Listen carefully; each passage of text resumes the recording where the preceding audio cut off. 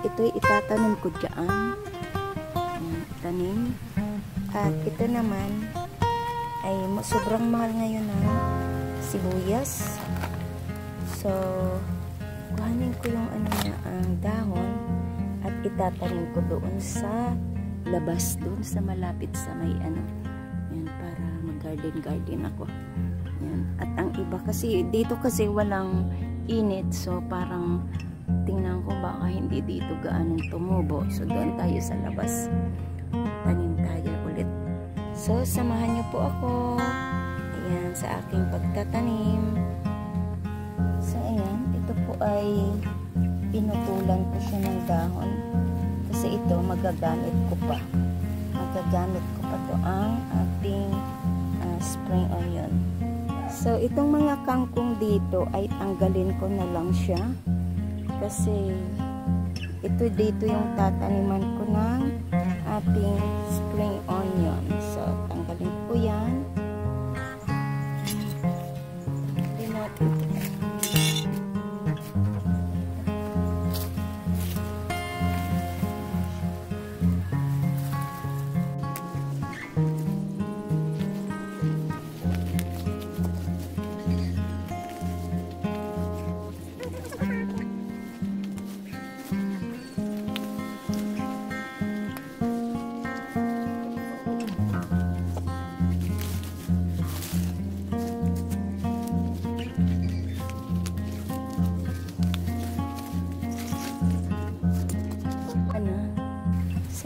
Malinis na po.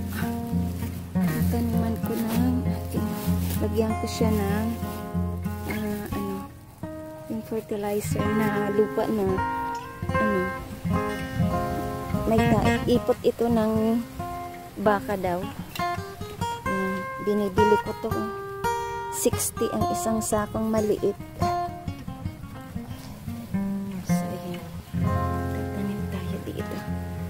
So, ayan, malinis na. Ito ay sa taniman ko po.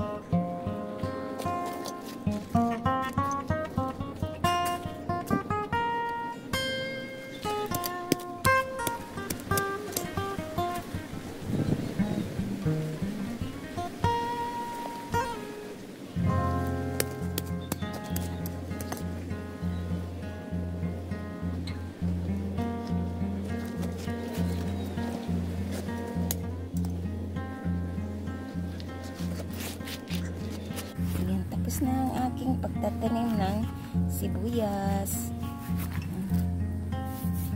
Po. So, tanim ko naman yung luya. So, yan, nalinis ko na dito at dito ako ngayon magtatanim ng aking luya. Kunti lang po yan, pero pwede na. Kasi, nandito nabubuhay naman ang luya sa malilim na lugar. So, ito na lang ang itatanim ko dito ay ang ating luya. So, ayan, kung paano pa ako magtanim ng luya. Diba po ito ay may mga tubo-tubo na. Ito katulad nito. Ayan, yan po ay ating putulin. Ayan. Ayan, tita. Diba? Yan. So, ito. Ayan, pwede ito dito. Yan, pag ganyan po ang pagtanim. Katulad nito po.